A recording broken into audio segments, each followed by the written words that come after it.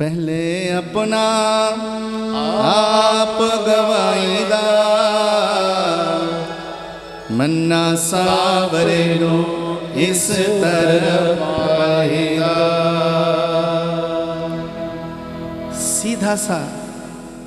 सीधा सा फंडा है प्रेम का, लंबी व्याख्या है ही नहीं प्रेम में। प्रेम की संपूर्ण व्याख्या इतनी सी है कि तुम जिससे भी प्रेम करते हो तुम न रहो, बस वो बन जाओ। रबिया नाम की बड़ी फक्कड़ महिला थी अरब कंट्री में। जुन्नैद नाम का एक फकीर बड़ा प्रसिद्ध। जुन्नैद रबिया की कुटिया में गया। रबिया बड़ी प्रसिद्ध महिला संत थी, बड़ी विदुषी। कुटिया के भीतर थी रबिया। जुन्नैद पहुंचे, कुंडा खटखटाया, दरवाजा खोलो। भीतर से रबिया की आवाज आई, कौन? बाहर से आवाज दी, मैं जुन्नैद, फकीर जुन्नैद। रबिया ने भीतर से आवाज दी, मेरी कुटिया में 2 जनों के लिए जगह नहीं है। क्या? मेरी कुटिया में 2 जनों के लिए जगह नहीं है। जुन्नैद भी बड़ा पहुंचा हुआ फकीर था। दूर जाकर चबूतरे में बैठा चिंतन किया, कुटिया तो अच्छी खासी बड़ी कुटिया है, 2 क्या उसमें तो 20 समा जाएं। ये कैसे कहती है कि 2 जनों के लिए जगह नहीं है। जुन्नैद समझ गया, फिर दोबारा गया, कुंडा खटखटाया, खोलो। भीतर से फिर आवाज आई, कौन? तो जुन्नैद बोला, तू ही तू, तू ही तू, तू ही तू, तू ही तू। रबिया ने दरवाजा खोला, आदर से भीतर बुलाया। अर्थात जिससे भी तुम प्रेम करते हो, जिसको भी तुम चाहते हो, वहाँ पर तुम न बनो, बस वो बन जाओ। तू ही तू, तू ही तू। प्रेम का यही फंडा है और कुछ है ही नहीं प्रेम में। मैंने दूध और पानी की बात कही ना, इसकी बड़ी प्यारी सी कहानी है। भर्तृहरि जी ने बड़ा सुंदर इसका विवेचन किया है। पानी में दूध मिला दिया, दूध ने अपना रंग दे दिया, अपनी कीमत दे दी, अपनी जाति दे दी, सब कुछ न्यौछावर कर दिया दूध ने पानी को। पानी मस्त है, आनंदित है। आज वो पानी जिसकी कोई कीमत नहीं थी, आज मालामाल हो गया पानी। दूध की कीमत में बिक गया पानी। आज ले गए, ले जाकर उसे पतीले में डाला गया, चूल्हे में बिठा दिया गया। पानी ने सोचा, इस दूध ने अपनी कीमत, अपना रंग, अपनी जाति, अपना सर्वस्व देकर मुझे मालामाल कर दिया है, लेकिन अब नीचे से आग लगा दिया गया। पतीला गर्म हुआ, दूध जलने लगा। तो अपने मित्र, अपने प्रीतम दूध को जलते देखकर पानी को बर्दाश्त न हुआ। जिस प्रियतम ने अपना सर्वस्व हमें देकर हमें मालामाल किया, आज वो जल रहा है। तो पानी से रहने गया। पानी बोला, पहले मैं जलूंगा, पहले मैं जलूंगा। दूध नहीं जलता, अब पानी जलता है। पानी जल जल के भाप बनता है। भाप बन के पानी अपना अस्तित्व नष्ट कर देता है। प्यारा दूध बोलता है, प्रिय मित्र, तू जल रहा है, मेरे से रहा नहीं जाता। इस अग्नि की ये मजाल कि तुझे जला डाले। मैं इस अग्नि को नहीं छोड़ूंगा, मैं इस अग्नि को नहीं छोड़ूंगा कि तुझे जला रहा है। तो दूध से रहा नहीं जाता। दूध पतीले से उफन जाता है ऊपर, उबाल खाता है। उबाल खा के उस अग्नि को बुझाने के लिए दूध कूदने की तैयारी करता है चूल्हे में। कूद जाऊंगा मैं खुद मर जाऊंगा, लेकिन अपने प्रियतम को, अपने प्रेमी को मैं जलने नहीं दूंगा, भाप बन के उड़ने नहीं दूंगा। दूध कूदने लगता है चूल्हे में, लेकिन उस पानी से भी कैसे रहा जाए, क्योंकि अपने प्रियतम के लिए जलना जो सीख गया था वो, अपनी प्रियतम के लिए मिटना जो सीख गया था वो। सहसा जब दूध उबलने लगता है तो घर का मालिक आता है और पानी के 4 छींटे दे देता है।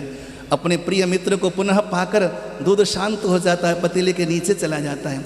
लेकिन जैसे वो भी जलने लगता है, फिर से दूध उफन के अग्नि को बुझाने के लिए चला जाता है। यही प्रक्रिया प्रेम में होता है। तुम जिसको चाहते हो, तुम्हारा जीवन, तुम्हारा प्रत्येक श्वास उसके लिए समर्पित हो जाए, उसी का नाम प्रेम है। जहाँ पे स्वार्थ तो कुछ होता ही नहीं, केवल और केवल देना होता है। तू ही तू, तू ही तू, तू ही तू। गजब की बांसुरी बजती है। ये प्यार की बांसुरी जो थी कि गावस्य कृष्ण मुख निर्गत वेणुगीत पीयूषमुत्थित कर्णपुटैः पिबन्त्यः शावास्तुतस्तनपयः कवलात्मतस्थुर् गोविन्दमात्मनिदृशाश्रुकलास्पृशन्त्यः। बछड़ों के आंखों से आंसू की धाराएं बह रही हैं। अपने कर्ण रसायन से कन्हैया की बांसुरी की वो मधुर ध्वनि पान कर रही हैं। गोपियों ने बड़ा सुंदर गाया है इस पर।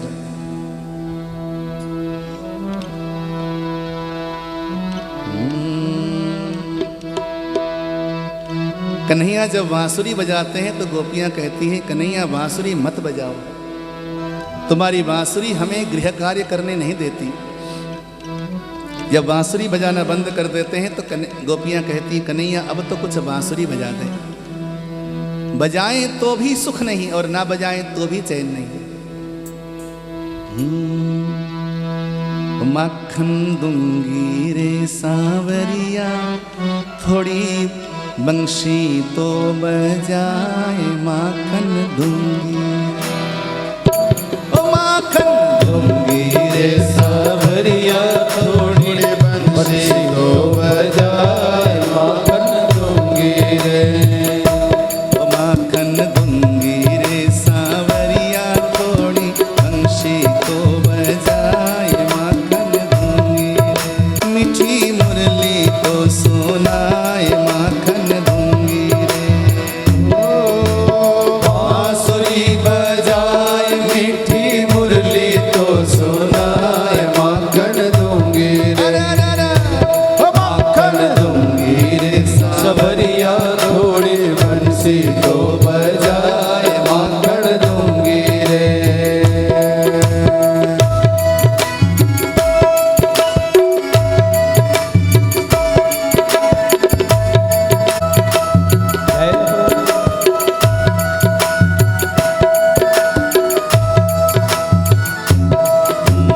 ऐसी तो बजाए जैसी जमुना तट पे बाजी रे।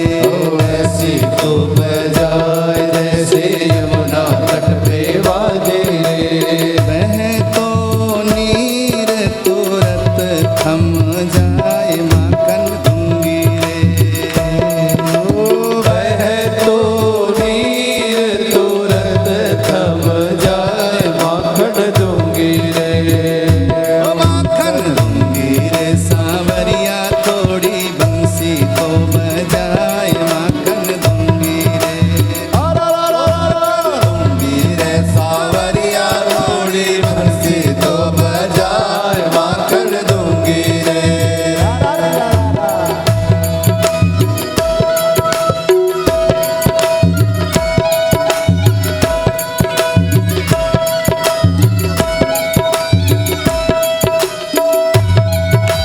जय हो।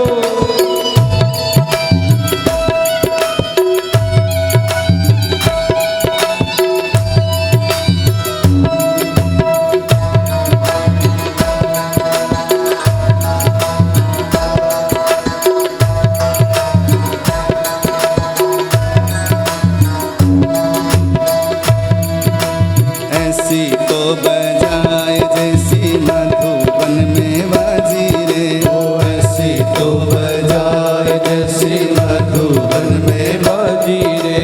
ऐसी तो बजाए जैसी मधुबन में बाजी रे। ऐसी तो बजाए जैसी मधुबन में बाजी रे। सरती धेनु मगन होए जाए माखन दूंगी रे।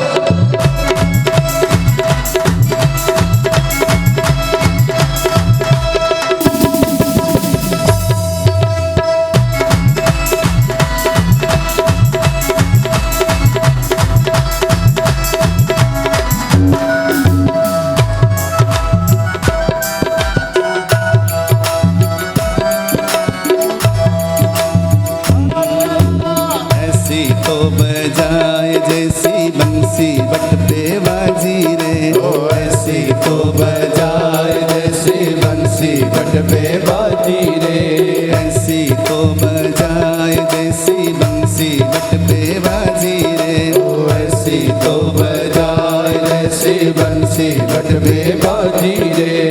संग सहेली मगन होए जाए माखन दूंगी रे, संग सहेली मगन होए जाए माखन दूंगी रे, माखन दूंगी रे सावरिया थोड़ी बंसी तो बजाए माखन दूंगी रे, माखन दूंगी रे सावरिया थोड़ी बंसी तो बजाए माखन दूंगी रे।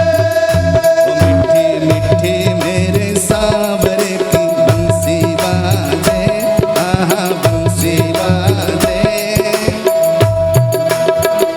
ओ मीठी मीठी मेरे सावरे की बंसी बाजे, आहा बंसी बाजे, होकर श्याम की दीवानी राधा रानी नाचे, होकर श्याम की दीवानी राधा रानी नाचे, मीठे मीठे मेरे सावरे की बंसी बाजे, आहा बंसी बाजे, होकर श्याम की दीवानी राधा रानी नाचे, होकर श्याम की दीवानी राधा रानी नाचे।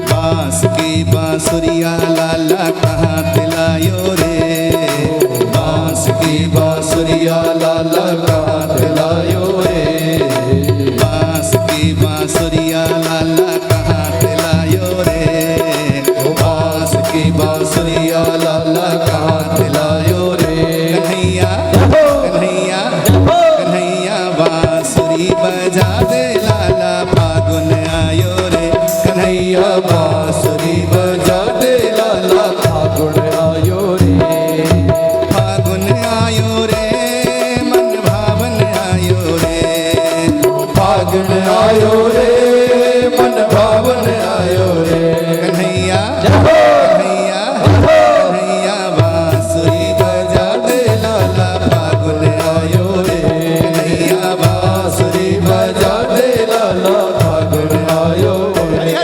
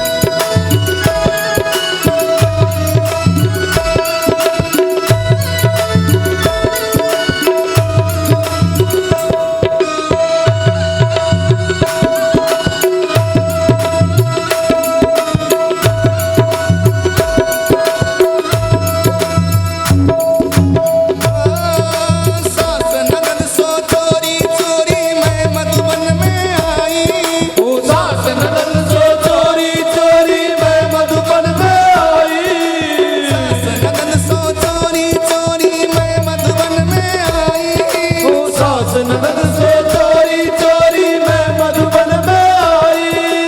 मधुर मुरलियाँ ऐसी बाजी, मधुर मुरलियाँ ऐसी बाजी, सद्बुध सब बिछराई। मधुर मुरलियाँ ऐसी बाजी, सद्बुध सब बिसराई। फागुन आयो रे मन भावन आयो रे, फागुन आयो रे मन भावन आयो रे। कन्हैया कन्हैया कन्हैया बांसुरी बजा दे लाला, फागुन आयो रे बांसुरी बजा दे लाला, फागुन आयो रे।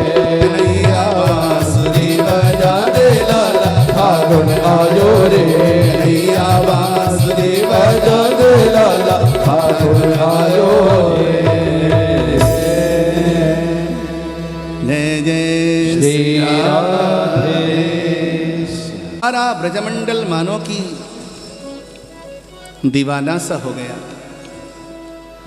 अब तो कन्हैया की बांसुरी अगर सुनाई न देवे तो लोग बेसुध हो जावे, पागल से हो जावे।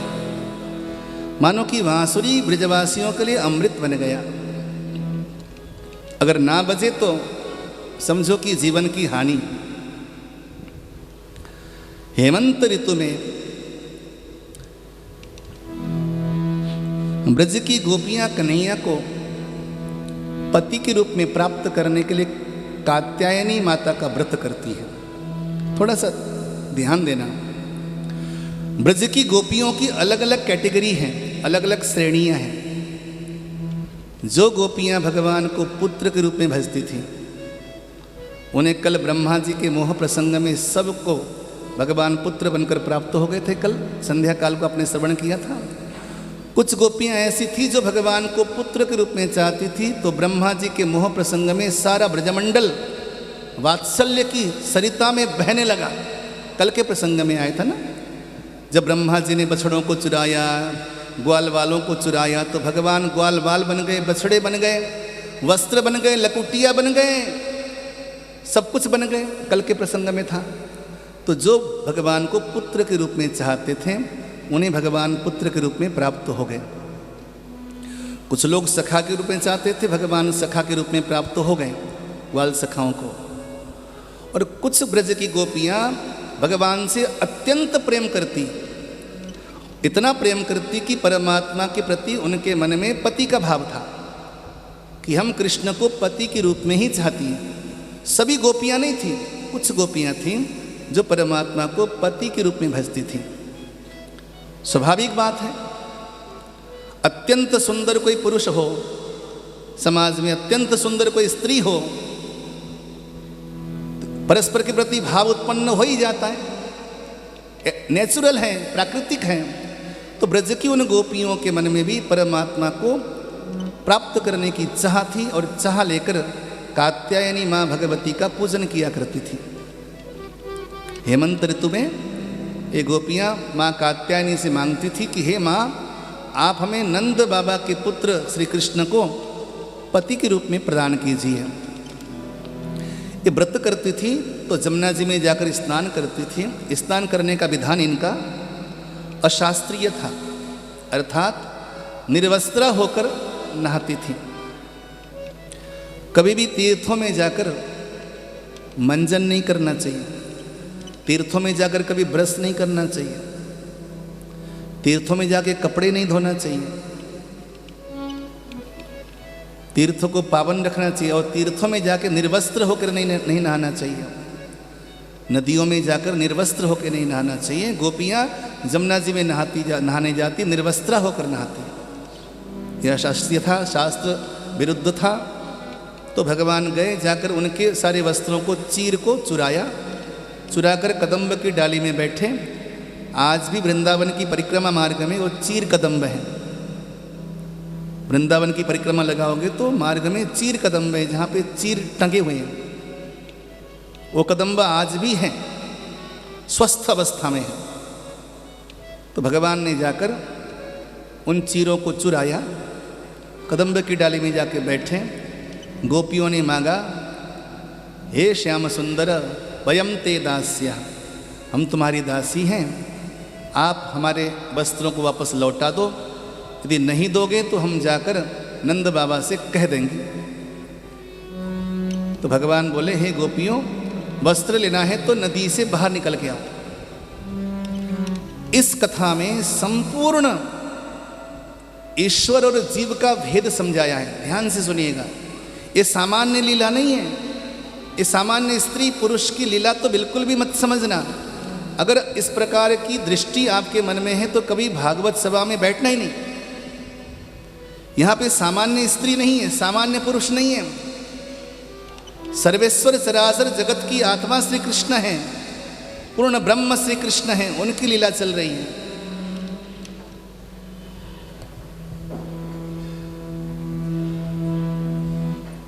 प्रातस्मरणीय श्री रामसुखदास जी ने इस पर बड़ी सुंदर व्याख्या करी। वो कहते हैं कि तुम श्री कृष्ण को किस रूप में चाहते हो, जानते हो। एक पल के लिए श्री कृष्ण को तुम संसार के बालक के रूप में चाहते हो, जानते हो, तो संसार के बालक के रूप में भी श्री कृष्ण की आयु अभी केवल 7 वर्ष की है। कितने वर्ष की है? 7 वर्ष की। 7 वर्ष के बच्चे के मन में किसी प्रकार की ऐसी भावना होती नहीं। अगर वो कपड़े भी चुराएगा तो दंडता करेगा, उसके मन में वासनाएं तो होंगी नहीं।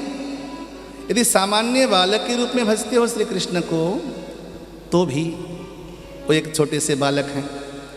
और नहीं, यदि आप पूर्ण परात्पर ब्रह्म नारायण के रूप में भजते हो, तो भी श्री कृष्ण के सामने एक क्या, 1 लाख कपड़े पहन लो, 1 लाख कपड़े पहन लो, तो भी क्या आपकी नग्नता ढक जाएगी?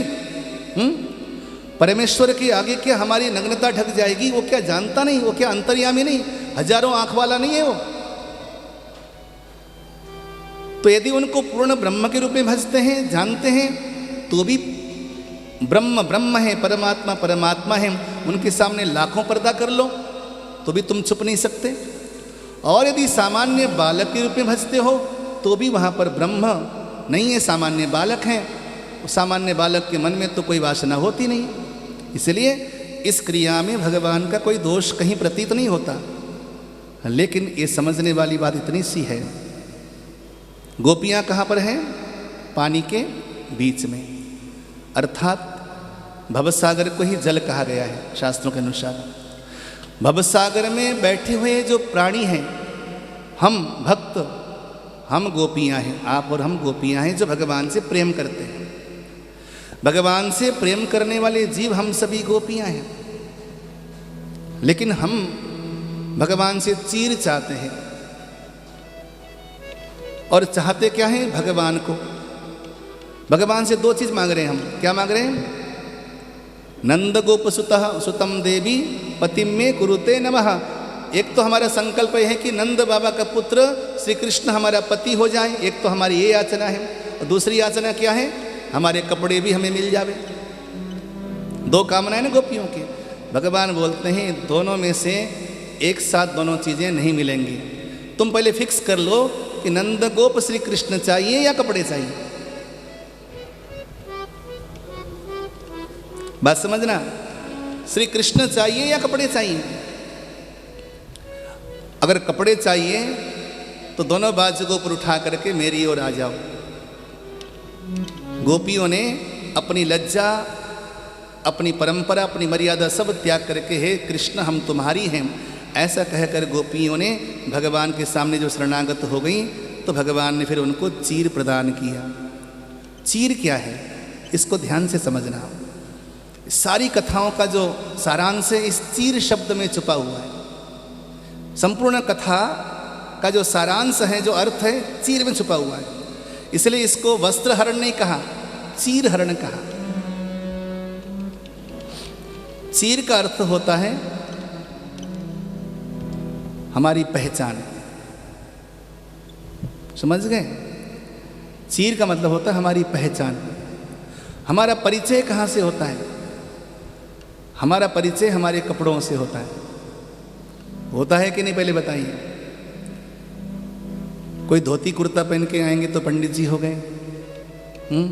कोई वर्दी पहन के आ गए तो कौन हुआ? पुलिस वाला हो गया या आर्मी का बंदा हो गया। सफ़ेद कोट पहन के आया तो कौन हुआ? डॉक्टर हो गया। काले कोट में वकील हो गया। समाज ने समाज के वर्ग को अलग अलग विभाग में बांटा गया है, तो साथ में उनको चीर भी दिया गया, अर्थात कपड़ों का परिचय भी दिया गया। ये औरतों के कपड़े हैं, ये मर्द के कपड़े हैं। ये जो चीर हैं, कपड़े हैं, कपड़े ही हमारे प्रथम परिचय होते हैं। आज हमारे नवीन जी वो धोती पहन के घूम रहे थे, कहाँ चले गए वो? मैंने प्रथम दृष्टया आ गए, तो मैंने प्रथम दृष्टया देखा तो ये पंडित जी लग रहे हैं। बोलो जय श्री कृष्ण। जय श्री कृष्ण। हाँ, और अच्छा व्यक्तित्व तो इनका है ही है, चेहरा भी पंडित जी जैसा लगता है, तो अलग से बाल भी बढ़ा रखे हैं, पर आज तो धोती डाल ली है तो 100% पंडित जी हो गए। तो अगर हम तो पहचानते हैं इनको, किसी अगर नई जगह जाएंगे तो 100% बोलेंगे पंडित जी थोड़ा रास्ता दे दो, यही बोलेंगे ना। तो इंसान का परिचय, प्रथम परिचय कहाँ से होता है? कपड़ों से होता है। भगवान क्या कहते हैं? तू डॉक्टर होगा अपने घर का होगा, तू पंडित होगा अपने घर का होगा, ठीक है, तू अफसर होगा अपने घर का होगा, लेकिन अगर मेरा बनना है तो संसार का सारा परिचय त्याग करके एकदम मेरा बन के दोनों बाजू उठाकर मेरी ओर आना पड़ेगा, तभी मैं तेरे को अपनाऊंगा। ये चीर हरण का वास्तविक तत्वार्थ है, तात्विक अर्थ है। चीर का मतलब होता हमारा लौकिक परिचय। भगवान कहते हैं तू अपना लौकिक परिचय भुला दे तो मेरा बन जा। जब तक हम परमात्मा के ही नहीं बनेंगे तब तक परमात्मा हमें अपनाएगा भी क्यों? बताइए जरा। इस कथा का मुख्य सारांश यही है, अर्थ यही है। भगवान ने गोपियों को पुनः चीर प्रदान किया, अर्थात एक बार भगवान का बन जाने के बाद तो वो भगवान का हो गया। कोई भी चीर पहन ले वो भगवान का हो गया एक बार। हमारे यहाँ वैष्णवों की दीक्षा दी जाती है। एक बार वैष्णव बन जाने के बाद शंख चक्र लगाया जाता है शरीर में, शंख चक्र की छाप दी जाती है वैष्णवों की। एक बार वैष्णव हो जाने के बाद कुछ भी कर ले, तू वैष्णव हो गया, भगवान का हो गया। तेरे शरीर में एक बार हस्ताक्षर हो गया परमात्मा का, तो तू भगवान का हो गया। इस प्रकार भगवान ने उन गोपियों को अपनाया, भगवान ने अपना बना लिया। ये प्रसंग यहाँ पर सुनाया गया।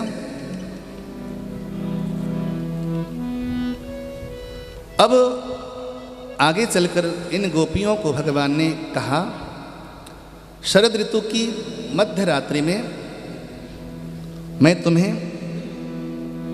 रास प्रदान करूंगा, यानी कि रस प्रदान करूंगा।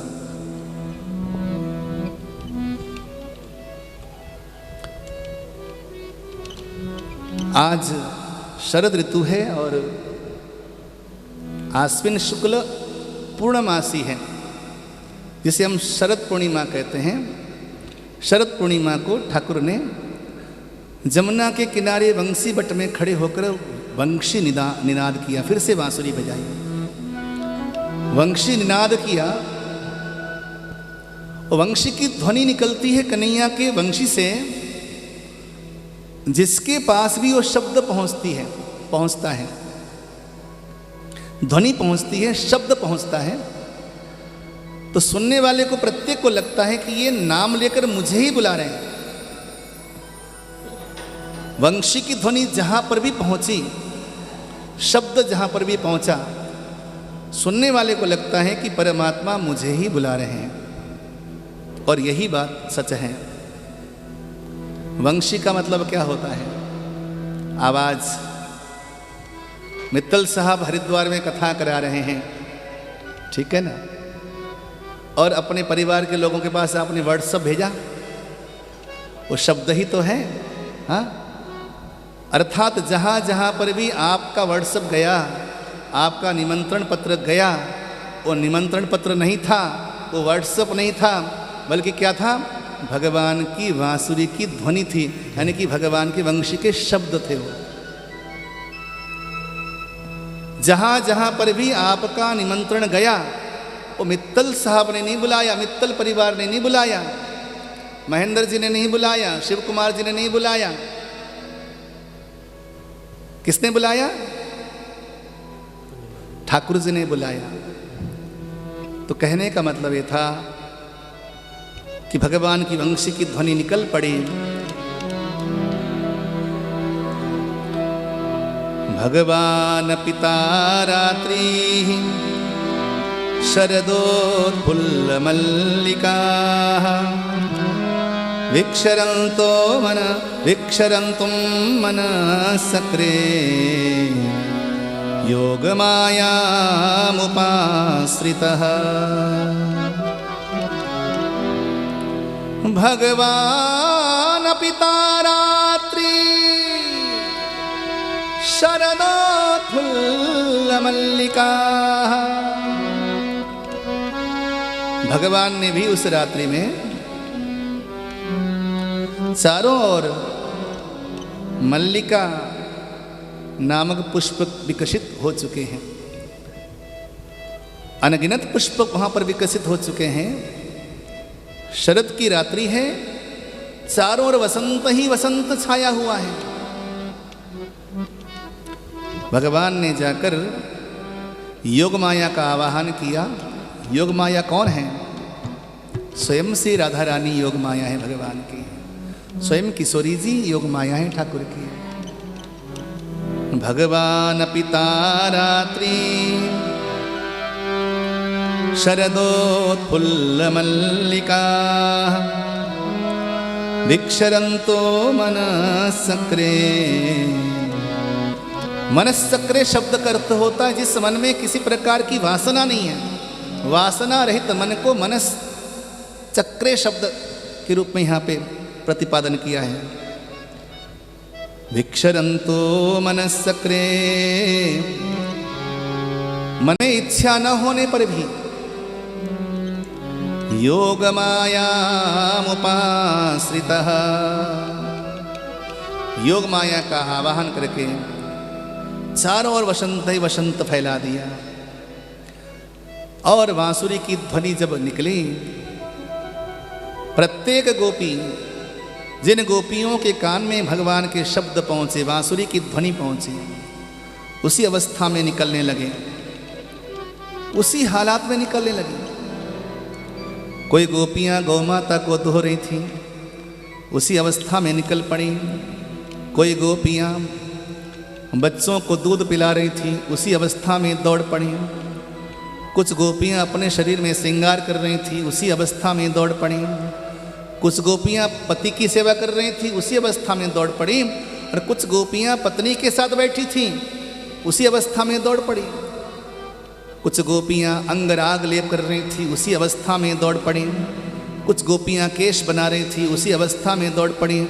कुछ गोपियां आंखों में काजल लगा रही थी, एक में लगा लिया था, दूसरे में लगाना भूल गई, उसी अवस्था में दौड़ पड़ी। व्यत्यस्त वस्त्राभरणाः, इसमें लिखा है कि वस्त्र आभूषण अस्त व्यस्त पहन के दौड़ पड़ी। जब अति जरूरी काम होता है ना, आदमी जूता ही पहनना भूल जाता है और किसी के जूते पहन के निकलता है। बोलो जय श्री कृष्ण। होता है कि नहीं होता? क्योंकि भगवान ने बुलाया है, उससे बड़ी जरूरी काम और कोई नहीं, उससे बड़ा आवश्यक काम और कोई नहीं। एक बात बताइए, जब हमारे जीवन में मौत आएगी, मौत का बुलावा आएगा, तो उस समय हम बोलेंगे उसको कि भैया कुछ काम बाकी रह गया, एक दो चेक में साइन कर लेने दे? कर पाओगे? हाँ, सुबह से खाना नहीं खाया, थोड़ा भोजन तो कर लेने दे। ठहर जाएगी मौत? जरा बोलो। हाँ, कुछ भी नहीं, वैसे हो और बैठे ऐसे ही गए, लुढ़क गए। एक सेकंड नहीं लगता, जब मौत आएगी तो उसके पीछे जाने में आप सब कुछ छोड़ के निकल पड़ते हो उसके पीछे पीछे। और भगवान का बुलावा आवे तो बहाना, हजारों बहाने हो जाते हैं ना। हाँ, क्या करें महाराज, वर्किंग डे है, अभी अभी तो कोरोना से शांति मिली है, दुकानें खुल गई हैं, काम भी तो संभालना पड़ता है, इसलिए कुछ समय निकाल के आ जाएंगे। समय तो निकालना पड़ेगा। जब आप दुनिया के हर काम के लिए समय निकालते हो, तो भगवान के लिए भी समय निकालना पड़ेगा। तभी भगवान भी कहता है कि जब तुम मेरे लिए समय नहीं निकालता तो मैं भी तेरे लिए समय क्यों निकालूं? तुम भगवान के लिए समय निकालो, ठाकुर जी तुम्हारे लिए समय निकालेगा। कूद पड़ी, दौड़ पड़ी, उसी अवस्था में दौड़ पड़ी। और कुछ गोपियों को लोगों ने रोक दिया, तुम नहीं जा सकते, दरवाजा बंद कर दिया, ताला लगा दिया बाहर से। तो उन गोपियों की अवस्था क्या हुई पता है?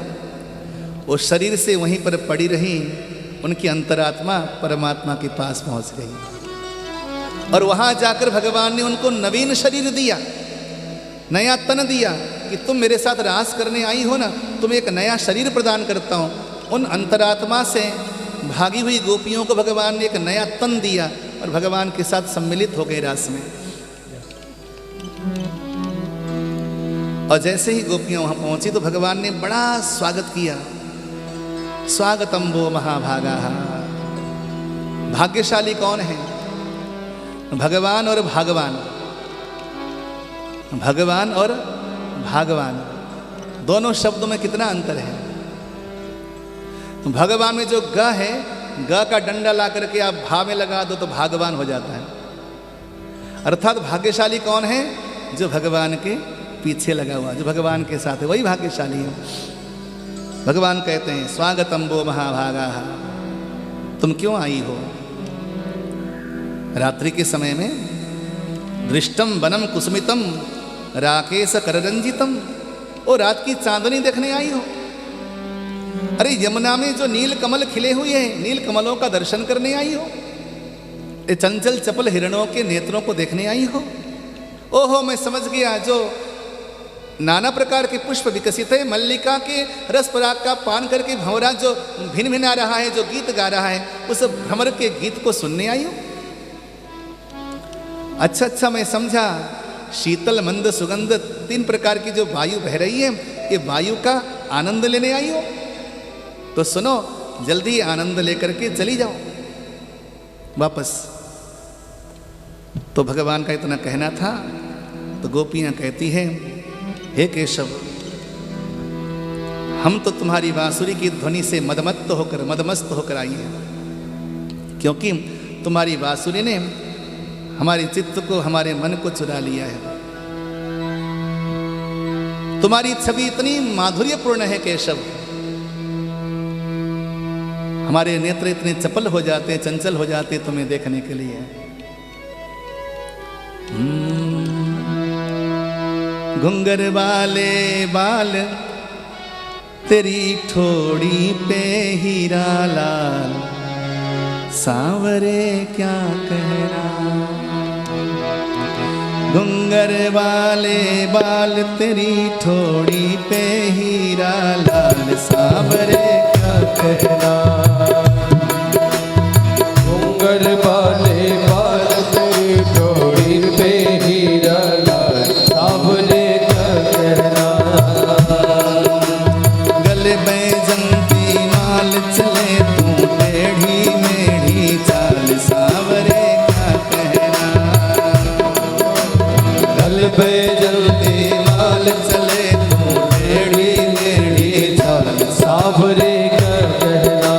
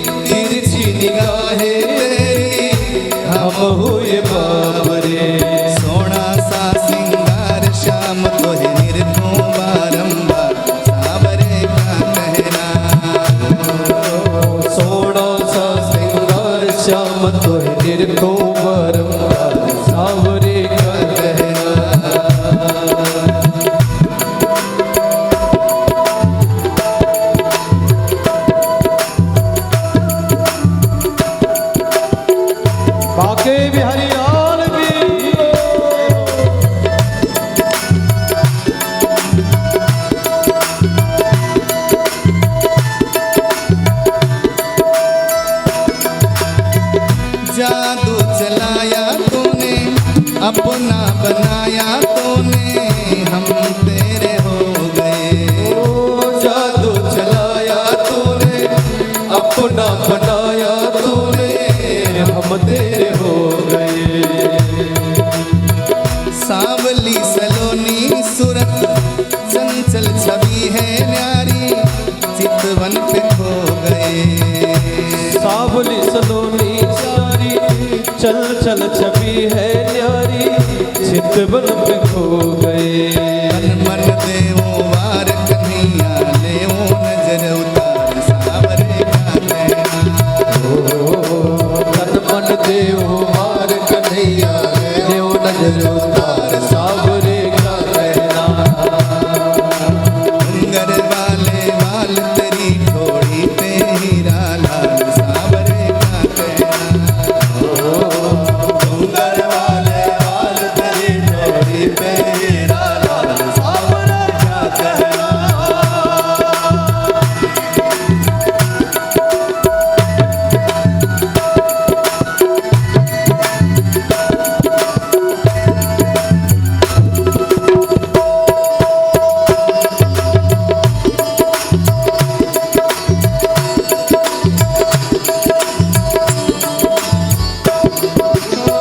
फूलों का हार तेरा मस्त ये सिंगार तेरा नैनों को लुभा गया। फूलों का हार तेरा मस्त ये सिंगार तेरा नैनों को लुभा गया। सांवरे दीदार तेरा अजब है खुमार तेरा भक्तों पे छा गया। सावरे दीदार तेरा अजब है कुमार तेरा भक्तों पे छा गया। भूले हो सहवास सब भूल गए हम। भूले हो सहवासों का ना मैं भी बन गया दास सावरे का कहना। भूले हो सहवासों का नाम मैं भी बन गया दास सावरे का कहना। डूंगर वाले बाल तेरी थोड़ी पे हीरा लाल सावरे का कहना। डूंगर वाले बाल तेरी डोरी पे हीरा लाल सावरे का कहना। गल बैजूंगी माल चले तू टेढ़ी मेढ़ी चाल सावरे का कहना। कल मैं जल्दी माल चले तू टेढ़ी मेढ़ी चाल सावरे का कहना। सावरे क्या कहना। सावरे का कहना। सावरे का कहना। सावरे का कहना। सावरे का कहना।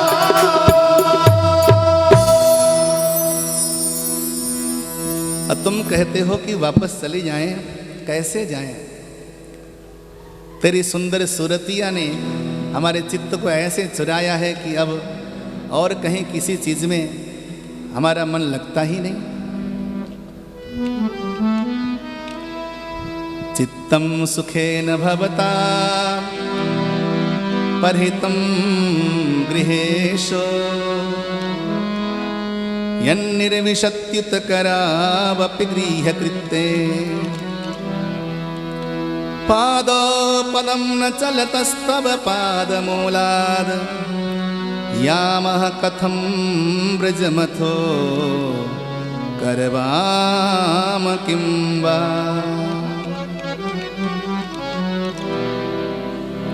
कि घर तजु बन तजु नागर नगर तजु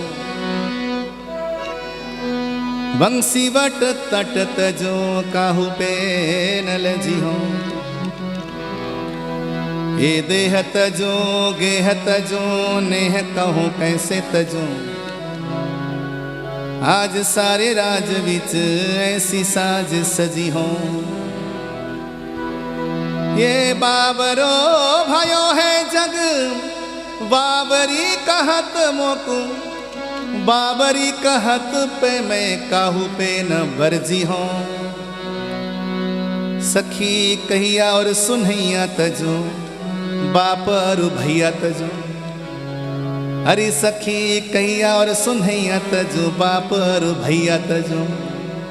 दैया तजू मैया पे कन्हैया नाही तजी हो, दैया तजू मैया पर कन्हैया नाही तजी हो। ये अवस्था हो गई प्रेम की अत्यंत अंतिम स्थिति, चरम स्थिति प्रेम की, जहाँ पर केवल और केवल परमात्मा ही नजर आता है। और सुनो, मैंने एक दिन कहा भी था, प्रेम हमेशा एक तरफा ही होता है। प्रेम हमेशा एक तरफा होता है। प्रेम दो तरफा हो इसकी कोई गारंटी है ही नहीं दुनिया में। आज तक कोई ऐसे यंत्रों का विकसित नहीं हुआ कि कोई बता दे भाई ये तेरे से प्रेम करता है। करता हूं या नहीं करता हूं मुझे मालूम है और किसी को नहीं मालूम। आपको मालूम है किससे प्रेम करते हो, लेकिन दूसरा व्यक्ति बता नहीं सकता कि प्रेम करता है कि नहीं करता। इसलिए स्वामी रामतीर्थ कहते हैं कि प्रेम हमेशा एक तरफा होता है। प्रेम किया जाता है, प्रेम पाया नहीं जाता। भंवरा प्रेम करता है कमल से और कमल में ही बंद होकर मर जाता है। पतिंगा प्रेम करता है दीपक से। दीपक बार बार अपना लौ हिला हिला के कहता है कि मेरे पास मत आ, मैं तेरे से प्रेम नहीं करता। दीपक की लौ आपने देखी है, हिलती रहती है ऐसे। दीपक की लौ ऐसे हिलती रहती है। पतिंगे से कहती है लौ कि मैं तेरे से प्रेम नहीं करता, तू मेरे पास मत आ। लेकिन पतिंगा पागल है, जाता है जाके जल के राख हो जाता है। तू मेरे से प्रेम करता हो न करता हो दीपक तेरी मर्जी, लेकिन मैं तो तेरे से प्रेम करता हूं। जाके जल के राख हो जाता है। इसलिए स्वामी जी ने कहा, इश्क एक तरफा में यूं मसरूर हो जाऊंगा मैं। इश्क एक तरफा में यूं मसरूर हो जाऊंगा मैं। राम तुम होंगे शम्मा और काफूर हो जाऊंगा मैं। काफूर कहते हैं पतिंगे को। शम्मा, हे राम तुम शम्मा हो, मैं पतिंगा हूं। इश्क एक तरफा में यूं मसरूर हो जाऊंगा मैं। राम तुम होंगे शम्मा और काफूर हो जाऊंगा मैं तुम्हें देखूं तो देखूं पर तुम न मुझे देखना। तुमने अगर देखा मुझे तो मगरूर हो जाऊंगा मैं। तुमने अगर देखा मुझे तो मगरूर हो जाऊंगा मैं तुम्हें चाहूं तो चाहूं पर तुम न मुझे चाहना। मैं तुम्हें चाहूं तो चाहूं पर तुम न मुझे चाहना। तुमने अगर चाहा मुझे तो मशरूर हो जाऊंगा मैं, मशहूर हो जाऊंगा मैं तुम्हें चाहूं तो चाहूं पर तुम न मुझे चाहना। तुमने अगर चाहा मुझे तो मशहूर हो जाऊंगा मैं अगर मांगूं कभी तो कुछ न देना तुम मुझे। मैं अगर मांगूं कभी तो कुछ ना देना तुम मुझे, वरना प्रेमी नहीं मजदूर हो जाऊंगा मैं। वरना प्रेमी नहीं मजदूर। अब प्रेम के बदले तुम अगर प्रेम मांगो तो प्रेम नहीं है, वो मजदूरी है। बोलो जय श्री कृष्ण। ये पहले से फिक्स कर लेना कि तुम किसी से प्रेम करते हो या मजदूरी मांग रहे हो। अगर प्रेम करते हो तो पाना कुछ नहीं, बस करना ही करना है। और जहां पर भी पाने की लालसा जगती है वहां पर समाप्त प्रेम, एकदम शून्य, वहां प्रेम होता नहीं। गोपियां कहती हम तो प्रेम करना जानती हैं केशव, तुम हमसे करो न करो तुम्हारी मर्जी। हम प्रेम करती हैं, ये हमारी मर्जी। वहां पे रास आरंभ हो जाता है। अद्भुत रास प्रसंग है। रास आरंभ हो जाता है तो गोपियों को यही गर्व हो जाता है कि देखो भगवान हमसे प्रेम कर रहे हैं। पहले क्या था, भगवान से हम प्रेम करती हैं। अब क्या था, भगवान हमसे प्रेम कर रहे हैं। क्योंकि वहाँ पे रास की 3 कैटेगरी बनी थी। पहली कैटेगरी क्या थी, बोले असंख्य गोपियाँ, करोड़ों संख्या में गोपियाँ और एक श्री कृष्ण। और दूसरी कैटेगरी क्या हुई, प्रत्येक 2 गोपियों के बीच में एक श्री कृष्ण। और तीसरी श्रृंखला क्या बनी, प्रत्येक गोपी के बीच में एक श्री कृष्ण। पहले वाली श्रृंखला में कोई दिक्कत नहीं थी, द्वितीय श्रृंखला में कोई दिक्कत नहीं थी। समस्याएं तीसरी श्रृंखला में जाके हुई कि उन गोपियों को लगता है कि भगवान हमसे विशेष प्रेम करते हैं। क्यों?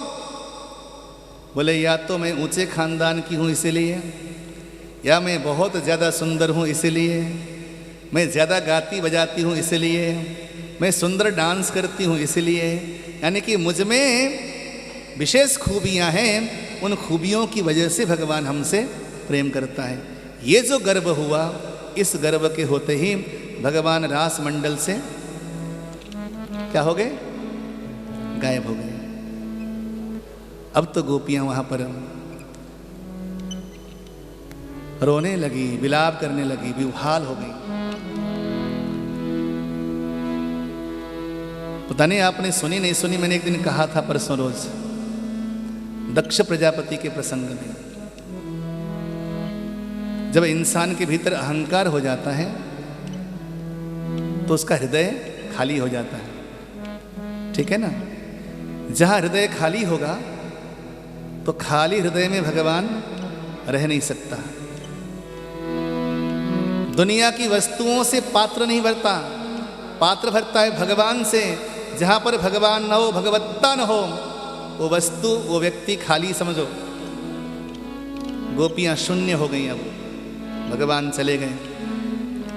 अब तो गोपियां वहां पर रोने लगी। रुदन की पराकाष्ठा थी, पुकारने लगी गोपियां। उसी पुकार का नाम इसमें गोपी गीतम का है। कुछ पंक्तियां इसको गा लेते हैं, बड़े सुंदर है, मधुर है।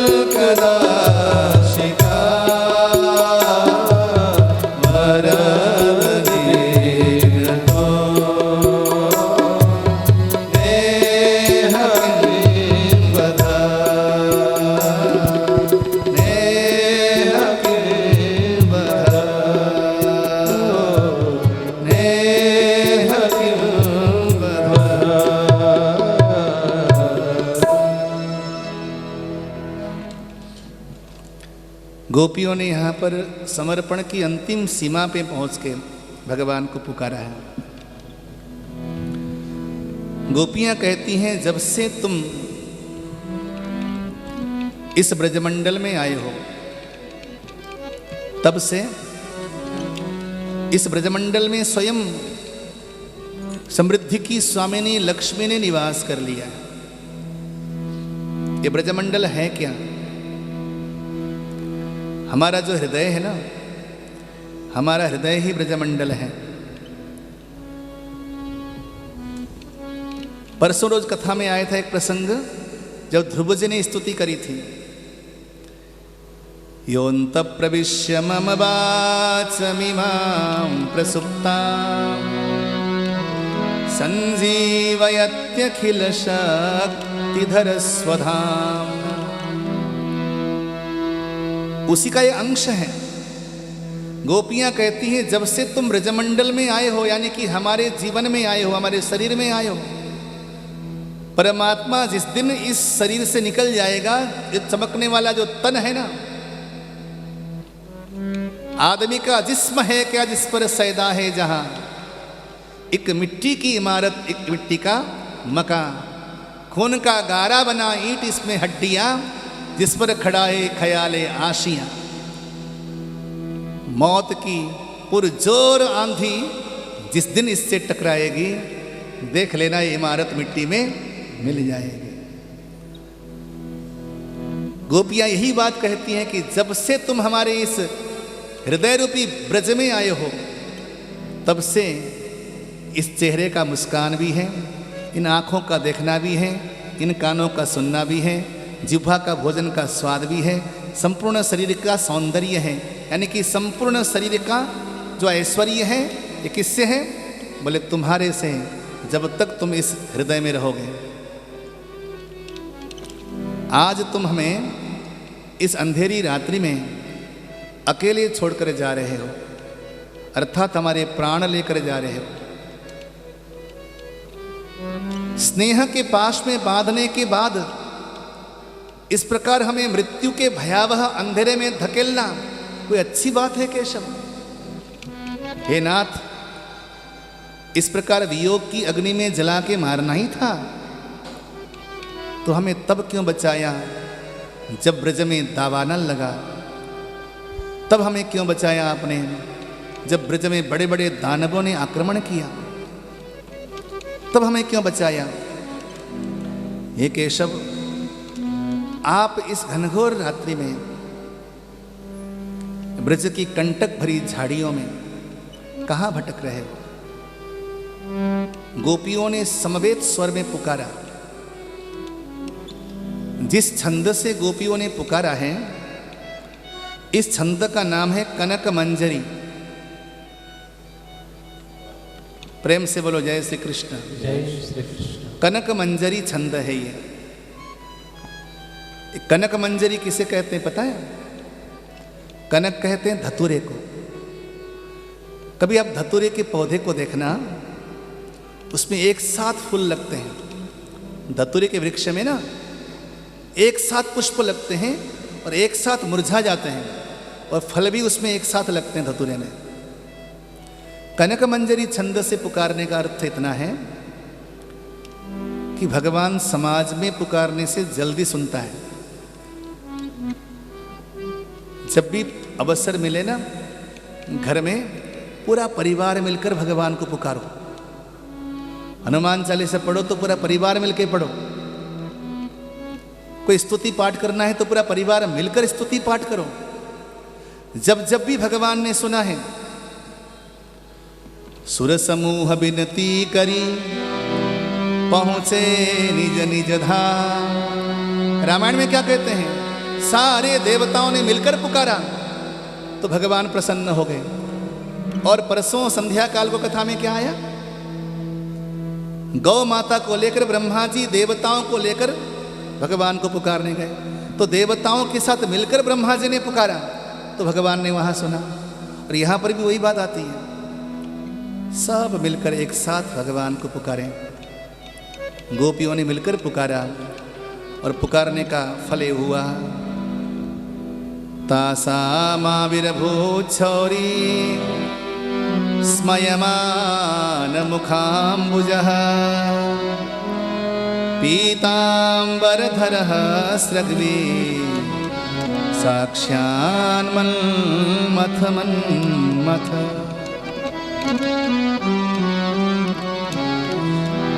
और उन गोपियों में कोई सामान्य नारियां नहीं थी। जब सुना कि देवताओं ने भगवान ब्रज में रास रचाने जा रहे हैं, तो देवता भी आज गोपी बनकर आए और देवांगनाएं भी गोपियां बनकर आई। यहाँ तक कि भोले बाबा भी आज गोपी बनकर आई। रास रचने लगा। रमण रति के परिधि को विशाल बना दिया भगवान ने। आज ब्रजमंडल जो आप देखते हो ना, वृंदावन इतना ही नहीं है, ये तो स्थूल वृंदावन है। सूक्ष्म वृंदावन तो इतना विराट है कि जहां पर असंख्य असंख्य ब्रह्मांड के प्राणी समा जाए, विराट वृंदावन बना दिया लीला लीला में प्रभु ने। और गोपियां वहां पर भगवान के साथ रास करने लगी। रास का अद्भुत दृश्य है। भगवान से उसी प्रकार लिपटने लगी जैसे वृक्ष से लताएं लिपटती हैं।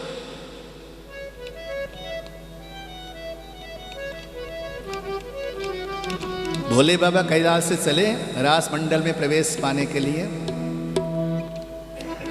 मां पार्वती पहले निकली थी। भोले बाबा ने कहा कहां चली? तो मां पार्वती बोली कि आज ब्रज में रास हो रहा है, रास में चल रही हूं। भोले बाबा बोले मैं भी चलूंगा तेरे साथ।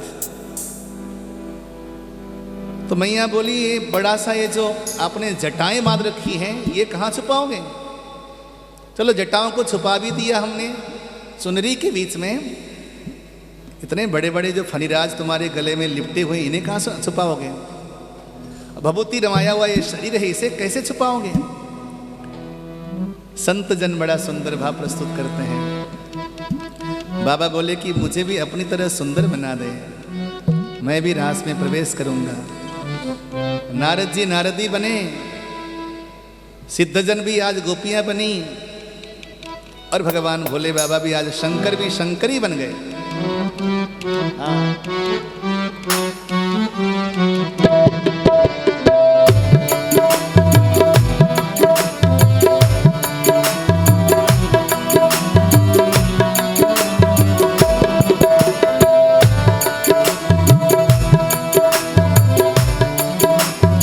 एक दिन ओ भोले भंडारी बन कर के ब्रज नारी रास में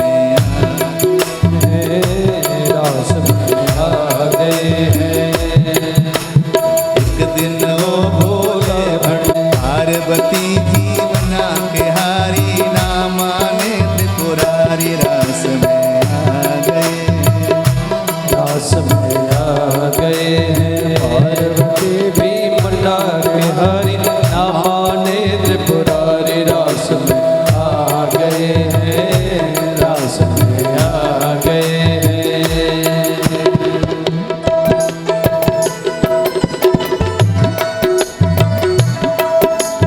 जय हो।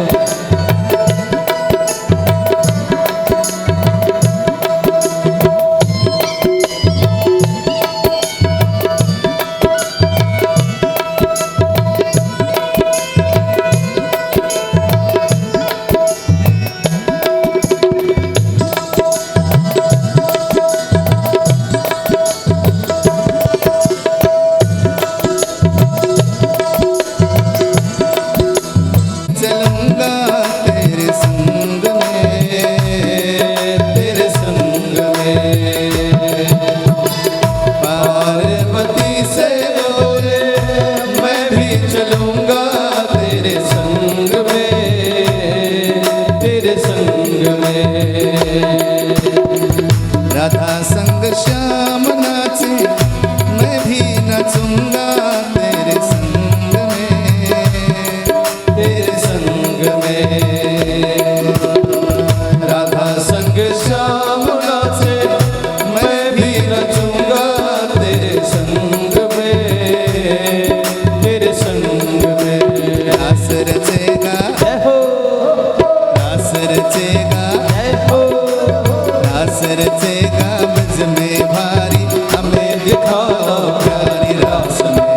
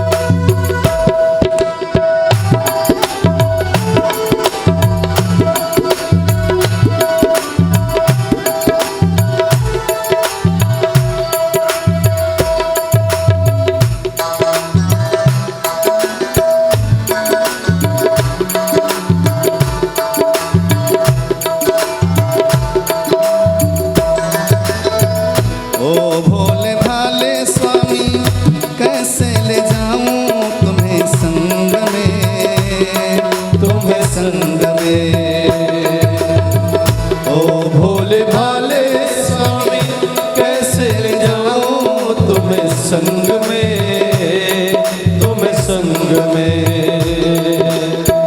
मोहन सिवा वहाँ कोई पुरुष ना जाए रास में, जाए रास में।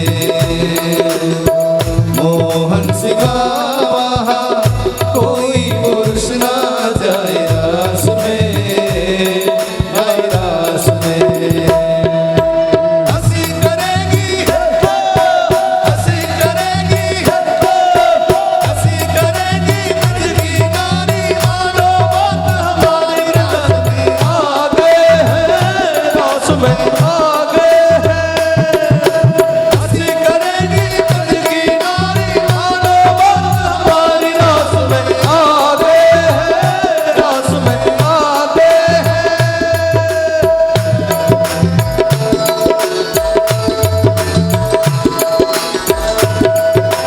रास के रसिया की जय हो।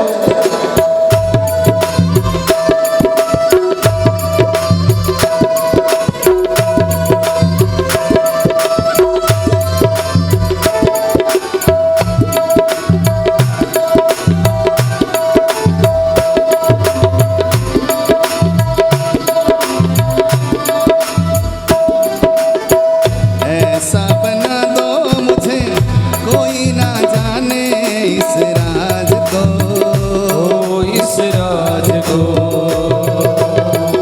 ऐसा बना दो मुझे कोई न जाने, इस राज को, इस राज को। मैं हूँ सहेली तेरी ऐसा बताना ब्रजराज को, ओ ब्रजराज को मैं हूँ सहेली तेरी, ऐसा बताना ब्रजराज को, ब्रजराज को। लगा के बिंदिया है, लगा के बिंदिया है, लगा के बिंदिया पहन के साड़ी, चाल चले मत वाली रास में आ गए हैं, रास में आ गए हैं। लगा के बिंदिया पहन के साड़ी, चाल चले मत वाली रास में आ गए हैं, रास में आ गए हैं।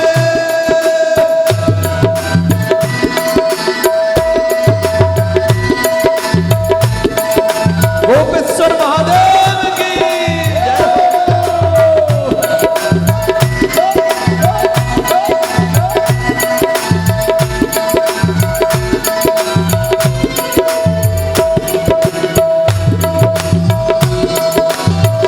जय हो।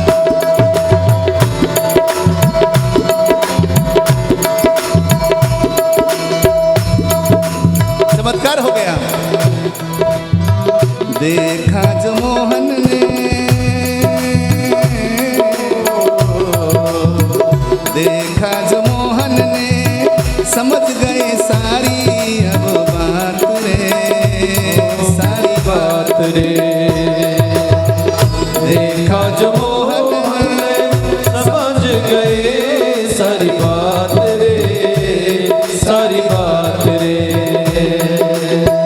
ऐसी बजाई बंशी सुध बुध भूले भोलेनाथ रे, भोलेनाथ रे ऐसी बजाई बंशी सुध बुध भोले, भोलेनाथ रे, भोलेनाथ रे।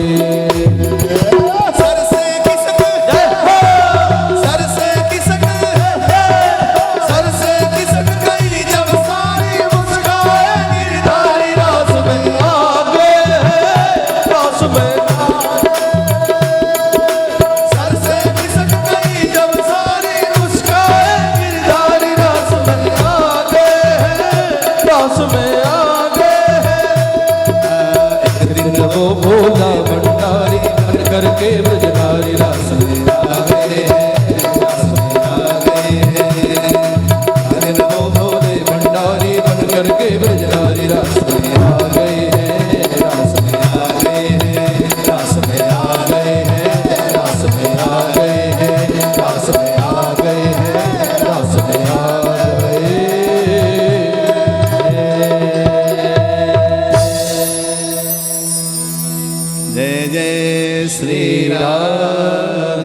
गोपी का अर्थ क्या होता है? गोभिः इंद्रियैः कृष्ण भक्ति रसम पिबंती इति ताः गोपी।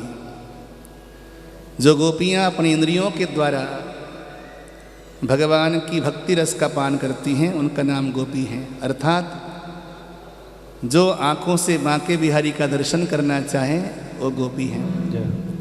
जो जिह्वा से कृष्ण का नाम भजना चाहे वो गोपी है। जिनके पांव चलकर भगवान के मंदिर या भगवान के सत्संग तक जाते हैं या जाने के लिए उत्सुक होते हैं वो गोपी है।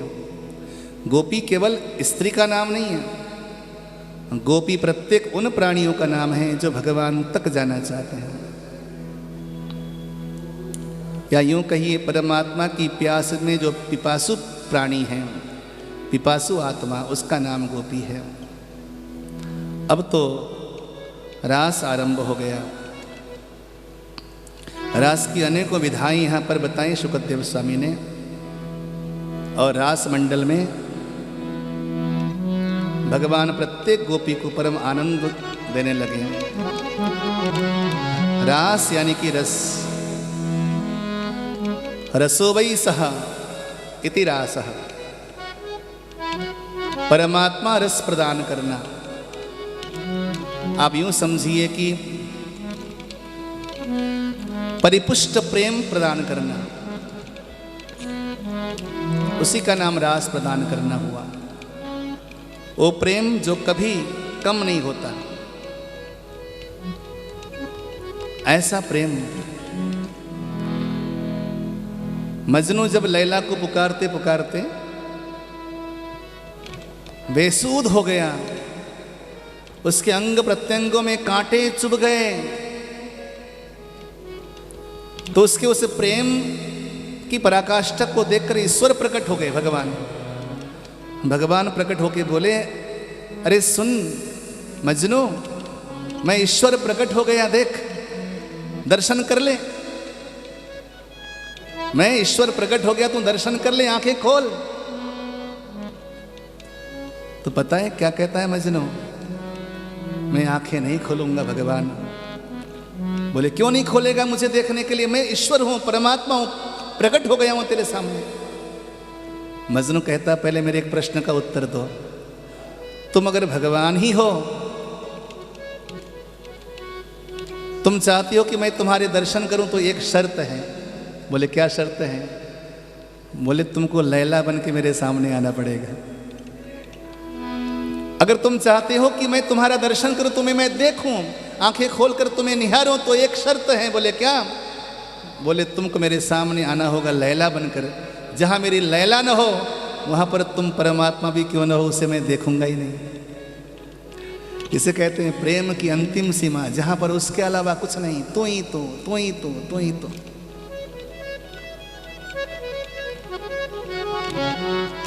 राधा रानी कन्हैया का चित्र बनाती हैं। एक प्रेम की पराकाष्ठा क्या होती है, इन कथानक से मालूम हो जाता है। राधा रानी कन्हैया का चित्र बनाती है, संपूर्ण शरीर का चित्र बनाती हैं, लेकिन कमर से नीचे का चित्र बनाती नहीं। सुंदर आंखें बनाई, नए नख से बड़े सुंदर बनाए, अधरोष्ट बनाए, सुंदर कान बनाए, घुंघराली अलकाबलियां बनाई, विशाल हृदय बनाया, सुंदर बाजू बनाए, कन्हैया का संपूर्ण शरीर का निर्माण किया, लेकिन कमर के नीचे का हिस्सा बनाती नहीं। सैकड़ों चित्र बन गए राधा रानी के कक्ष में, चित्रों से भर गया, लेकिन प्रत्येक चित्र अधूरा है, कमर के नीचे का हिस्सा बनाती नहीं। प्यारी विशाखा ने जाके पूछा, अरे सखी, तू कान्हा जी के इतने सुंदर सुंदर तस्वीर बनाती हैं, तो कमर के नीचे का हिस्सा बनाती क्यों नहीं? तो किशोरी जी कहती हैं, मैं कमर के नीचे का अंश बनाना ही नहीं चाहती। बोले क्यों? बोले अगर मैंने नीचे का हिस्सा बना दिया, मैंने पैर बना दिया, तो छलिया चलकर चला जाएगा मथुरा। मैं चाहती नहीं कि मेरा कन्हैया वृंदावन से मुझे छोड़कर मथुरा चला जाए, इसलिए मैं पाँव बनाऊंगी ही नहीं। तो कहा जाता है कि किशोरी जी ने जीवन में कभी भी ठाकुर के पाँव नहीं बनाए चित्र में।